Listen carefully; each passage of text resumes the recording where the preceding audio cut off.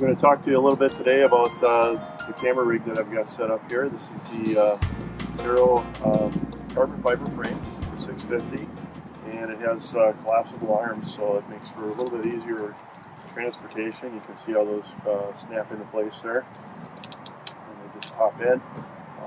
The legs also collapse, so you can reduce the size, and then that gimbal will just pop off of there. This one is equipped with the NASA 2, and as you can see, it has a GPS unit, and that is primarily just for its stability.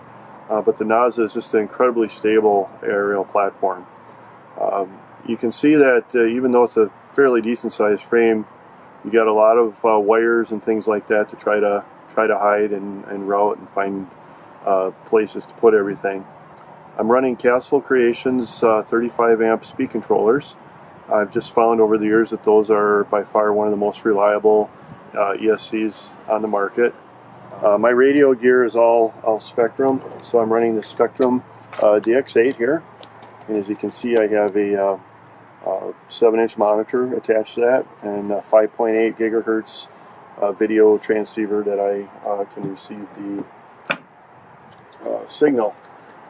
The camera I'm running is simply the GoPro. It's mounted on a Tero gimbal, and as you can see, it keeps it awfully level, and that's when you really notice that, is when you watch that video. It is just absolutely seamless.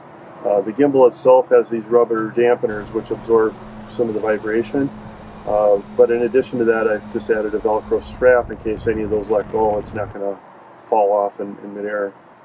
So the GoPro has a video out cable that runs and then feeds that into this video transmitter right here. And as you can see, I got the little mushroom antennas, and I'm really pleased with those. I seem to get a very solid signal regardless of the angle of the aircraft. There's an accessory that I've got here on the bottom, IOSD Mini, that is an on-screen display that feeds data onto your video screen as you're watching it, as you're flying. So it'll give you information such as the altitude, what your battery voltage is, your heading. So if you get yourself a little disoriented or something like that, there's a little arrow that tells you which way is home.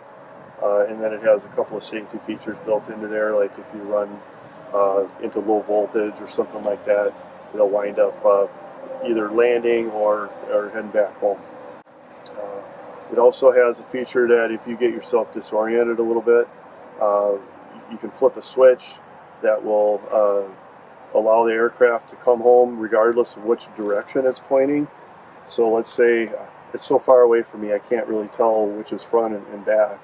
If I flip that switch, all I have to do is pull the stick back towards me and the aircraft will come towards me.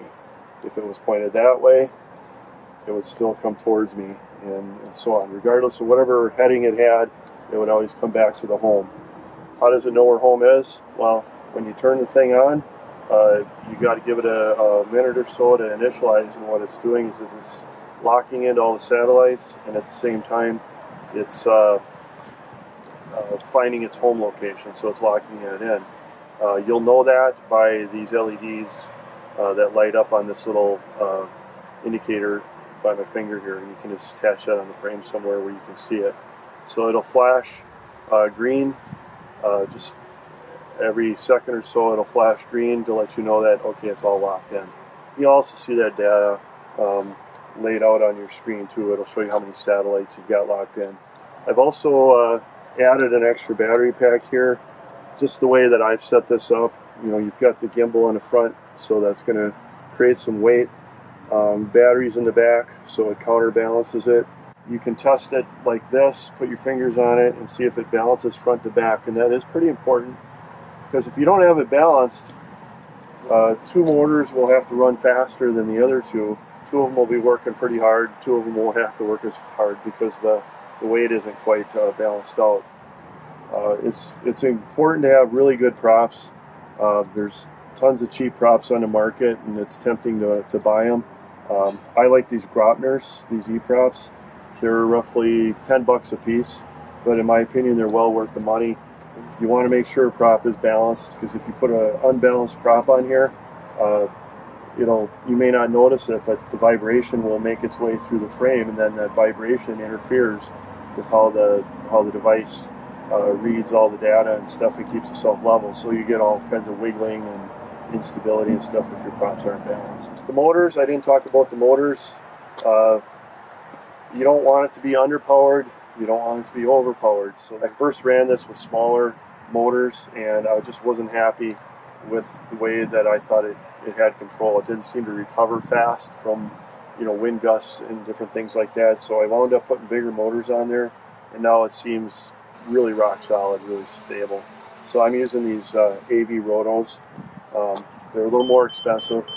They got they're probably $60 a piece for these motors. So that's a wrap. Thanks.